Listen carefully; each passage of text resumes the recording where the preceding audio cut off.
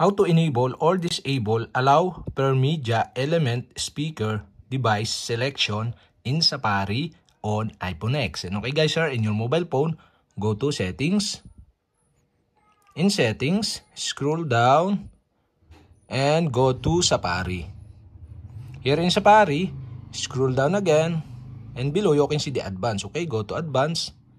In advanced, you can see here the experimental features. Okay, you can tap this. And now here in experimental features, you can see the allow per media element speaker device selection.